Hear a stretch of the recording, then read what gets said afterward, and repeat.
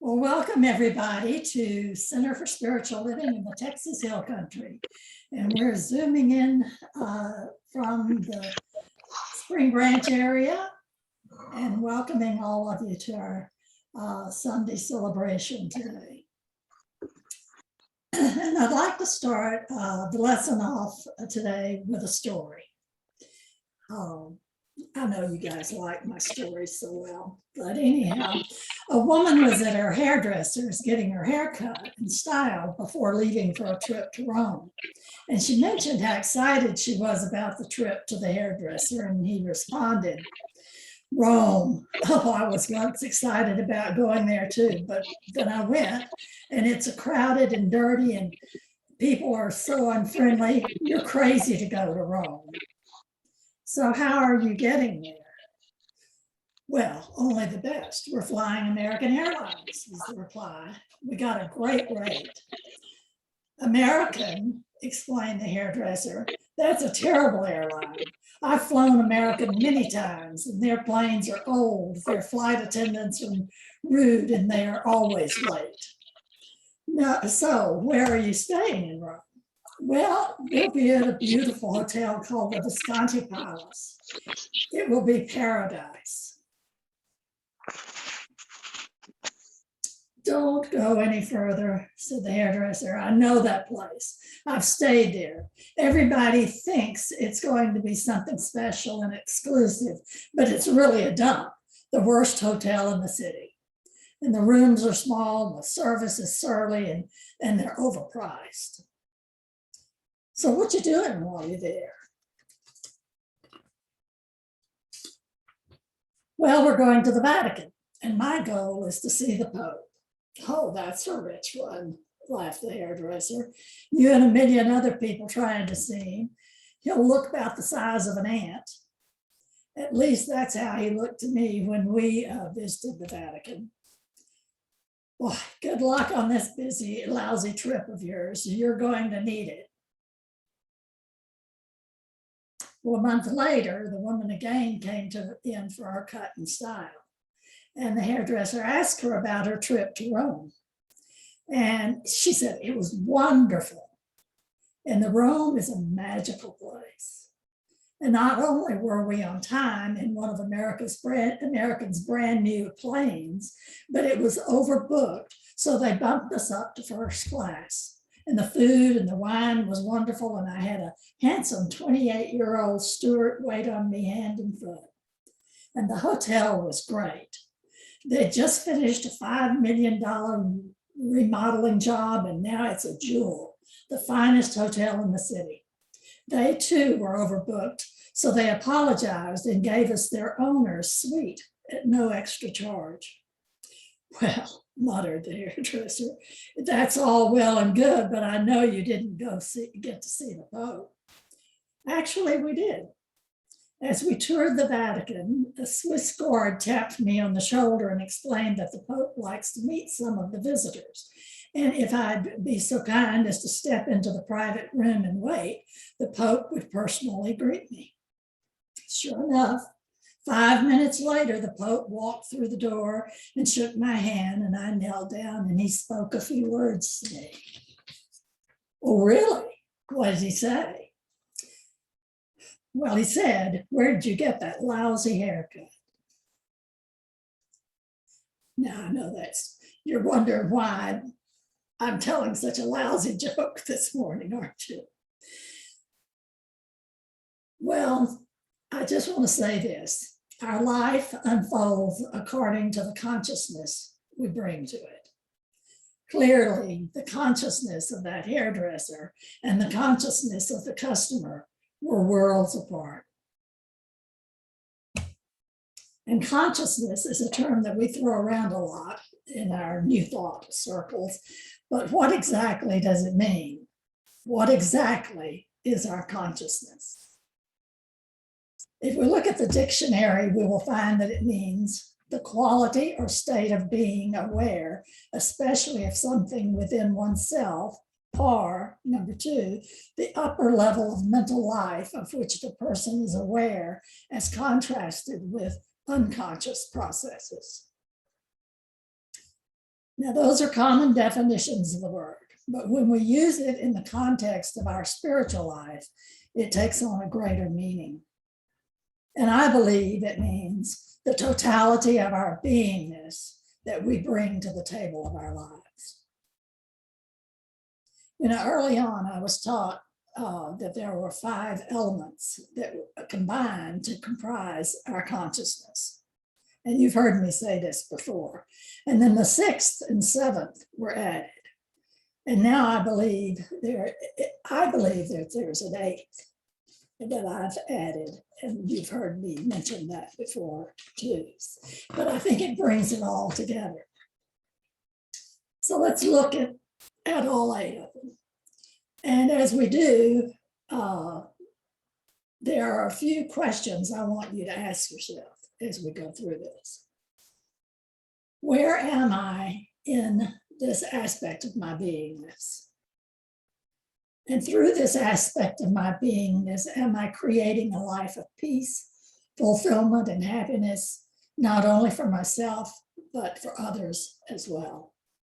And does this aspect of my beingness serve me well when life throws a curveball at me? If yes, if you can answer yes to all of those, that's fantastic. Let's keep on going. But if the answer is not so much, or not as much as I would like, then there is a call for an expansion. So pay attention to what that might be, if you will, because we have a lot to cover. So let's just go ahead and jump in. So who knows what the first element of consciousness is? Yes, thought. Thought. Marcus Aurelius, who was the Roman emperor and philosopher, said this: the happiness of your life depends upon the quality of your thoughts. And being in a new thought center, this doesn't come as a surprise to anyone, I'm sure. But what may come as a surprise is the mountain of scientific research to support this statement that has come about in the last few years or decade.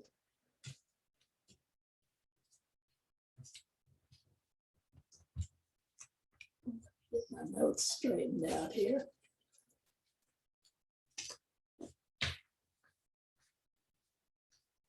And one such study was done a few years ago. There were a team of researchers at the Boston Beth Israel Deaconess Medical Center. They recruited 66 migraine headache patients in an attempt to quantify how much of their pain relief came from a medication and how much was due to the placebo effect, which they defined as the healing power of positive thoughts. Now, here's how the study worked. First, the patients who suffered regular migraines agreed to forego pain relievers for several hours during one attack, recording their symptoms for comparison with later headaches.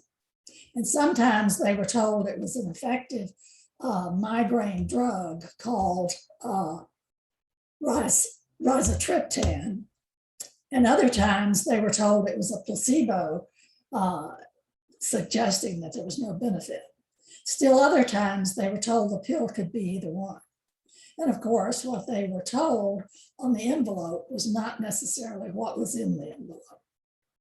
So more than 450 headaches later, the surprise to the researchers, but not to us, was that the patients' reports of pain relief more than doubled when they were told the migraine drug was real versus when they were told falsely that it wasn't.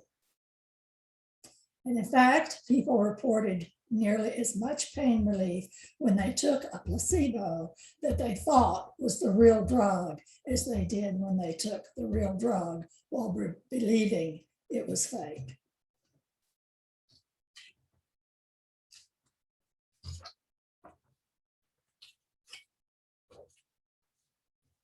And the lead researcher reported this: the more we gave a positive message to the patient, the bigger the placebo effect was. And this was reported several years back in the Science Translational Medicine. and we're into the Science of Mind textbook, on page 25 is what Ernest Holmes wrote about it. We all look forward to the day when science and religion shall walk hand in hand through the visible to the invisible. So there it is.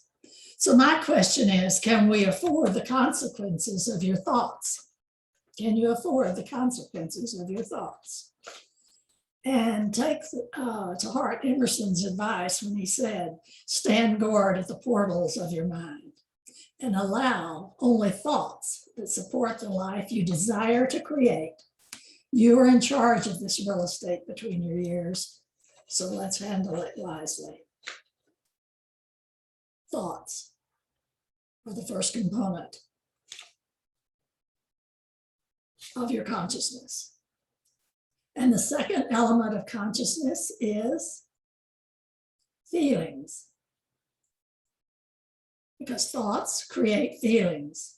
And our words are important, but the feeling behind them is what gives them the juice. It's what gives them the power.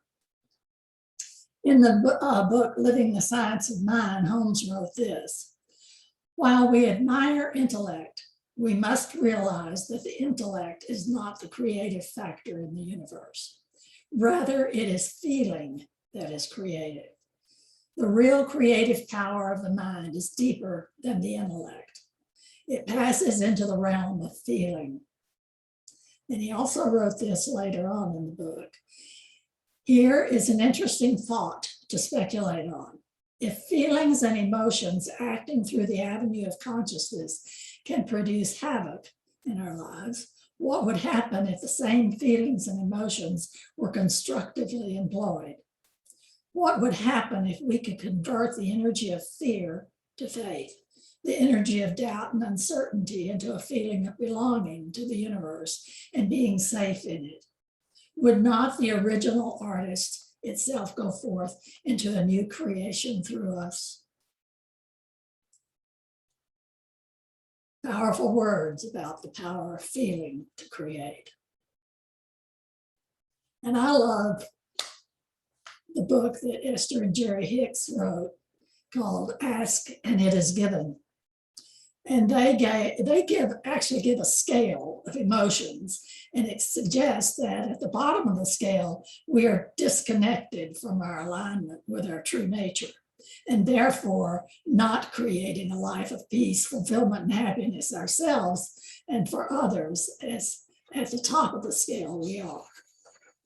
And they have 22 levels are on the scale, and they range from fear, grief, depression, despair, powerless at the bottom, to overwhelmment in the middle, to, let's see, joy, knowledge, empowerment, freedom, love, and appreciation at the top.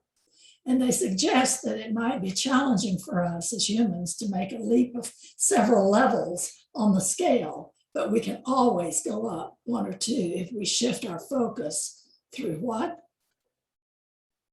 Our thoughts, of course. Our thoughts, of course. And they write in their book, the thing that matters most is that you consciously reach for a feeling that is improved. So, my friends, on a day-to-day level, how are you feeling? Realize how important your feelings are creating in your life. And also realize that when you're doing conscious creating something that you want, desire in your life, say you want to increase your income, it's not realistic to think that you can go from $50,000 a year to $1 million a year in one fell leap, is what they're saying. You need to be able to know that it's possible that you could go to 60,000 or maybe even 100,000 in your income if you're desiring that, but not a leap that you're not going to consciously be able to vibrate at. But just realize how important feelings are in creating your life. Now we're going to lump the next three together because while they have subtle differences, they're really all related. And they are beliefs, our thoughts and feelings that we have accepted as truths, which may or may not be, is what make up our beliefs. And our values, the things that we believe are important. And then our attitudes, which is our outlook on life based on our beliefs and values. So our example, as an, centuries ago, people believed the earth was flat. And although that was not true, that was a very closely held belief by that vast majority of the population. So that created a belief. And if someone valued life, which is values, they wouldn't sail past the horizon. And if they did want to do that, like Columbus did, they were viewed as crazy, which was an attitude that you have toward that. And what is important for us is that our beliefs, values, and attitudes are aligned with the highest truths. And I think it is a very important exercise to now and again assess what our beliefs and our values and our attitudes are by asking ourselves, what do we truly believe? What do we truly believe about ourselves? Not good enough versus the amazing expression of the divine. Do we truly believe that? About God, whether God's a judgmental and vengeful versus the essence of divine love. And about the way creation occurs. I'm a victim of circumstances versus I am empowered to create my life. What do we truly value and hold as important? And to answer that question, just look at your behaviors. They will tell you what you value. Are they in alignment with your highest good and the highest good of others? And check your attitude. It's said that an optimist believes the glass is half full and a pessimist believes that the glass is half empty. But you know what I say. I say that the glass is refillable. Now that's the attitude that I have. Next comes our sixth aspect, which is consciousness, is summed up beautifully in the words of Ernest Holmes. And it's found in the book that he wrote, Thoughts Are Things. Your word has power because your word is the action of God through your thought. And in his book, This Thing Called You, he wrote this: when the time comes that nothing goes forth from you other than that which you would be glad to have returned, then you will have reached your heaven. It's like a boomerang. What you put out comes back to you. And number 7, we talk a lot about taking divinely inspired action. So we don't need to spend much time on that aspect of consciousness probably today, other than to share one of the most powerful passages about it that I believe says it all. But number 7 is actions. And we have a saying in Science of Mind, treat and move your feet. And so it's your actions. If you're walking your talk. Anyhow, the story that I wanted to tell comes from W.H. Murray's book, The Scottish Himalayan Expedition.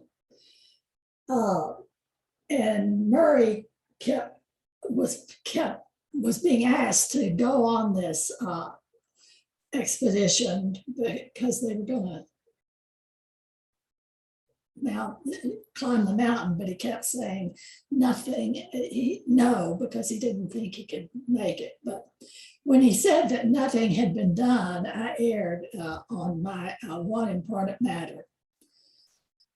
We had definitely committed ourselves and were halfway out of our ruts. This is after he made the commitment to say that he would go on the expedition.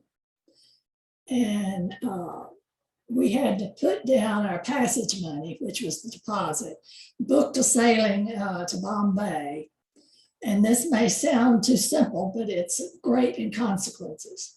And what his comment was until one is committed, there is hesitancy, the chance to draw back, always ineffectiveness. Concerning all acts of initiative and creation, there is one elemental truth, the ignorance of which kills countless ideas and splendid plans. That the one moment one definitely commits oneself, then providence moves too.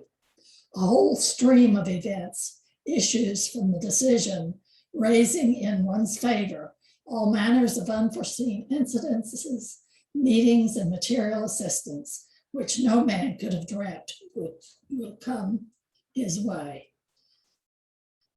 He said, I learned a deep respect for one of Goethe's couplets. Whatever you can do or dream, you can begin it.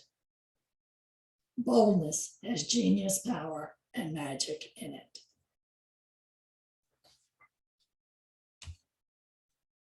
And number 8 is reactions. And from now on, when I speak and teach about the power of our consciousness to create our lives, I will be speaking of the combined power of our thoughts, feelings, beliefs, values, attitudes, words, actions, and our reactions. How do you react? How do you respond to life? This is where we often go unconscious. What is our initial response when we get a diagnosis? When we receive an auto repair bill? When we lose our job? Oh no, this is terrible, how awful. And on the other hand, what is our reaction when some abundant good just drops in our lap? When we are in the right place at the right time for an opportunity? When things really work out for the good of all in a sticky situation? I can't believe it, it's a miracle. And I want to suggest that neither of those will support your highest good and best. Rather, as we move forth with calm confidence in God's great good, no matter what is going on, that is how we shall attract and sustain our good and recover quickly when life offers us hills and valleys. So those are our 8 aspects of consciousness, all of which combine to be the creative force in our lives. And once more, thoughts, feelings, beliefs, attitudes, values, words, actions, and reactions. And now that we have a precise understanding of what consciousness is, I want to conclude this morning's lesson with a passage from the Living the Science of Mind. And please take it to heart.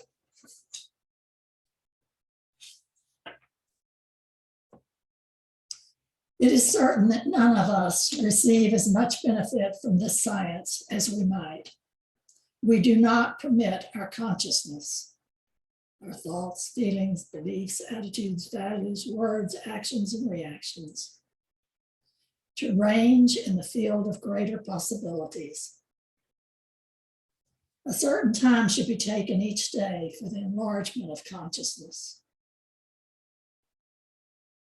And this is done by reminding our imagination that the field with which it deals is limitless, and that mind is the creator and sustainer, and that mind is infinite, ever available and always responsive to us. There should never be any sense of finality in our self-discovery. No matter how much good we experience today, we should expect more tomorrow.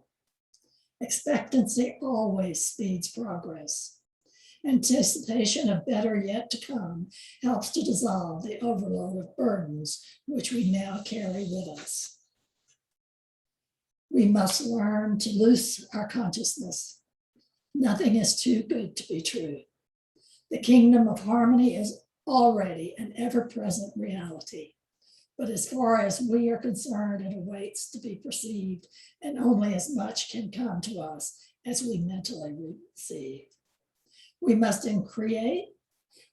increase our receptivity, continuously extend and expand our comprehension, and we should declare 100 times a day, good and more good is mine.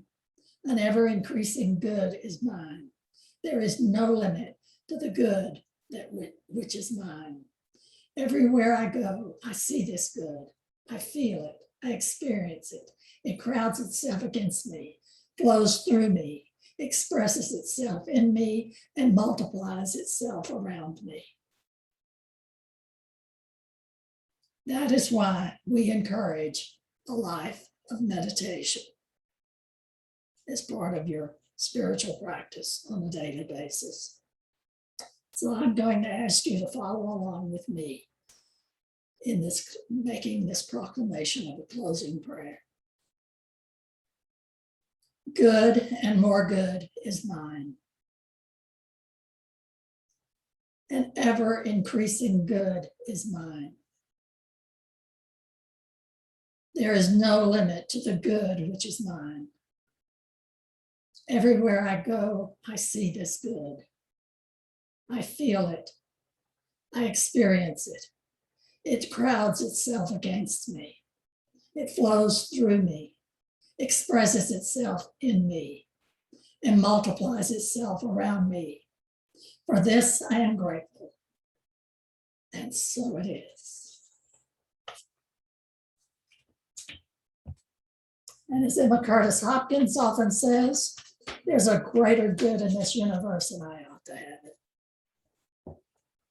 And I'm with Emma. And so it is. Wow. Thank you, Reverend.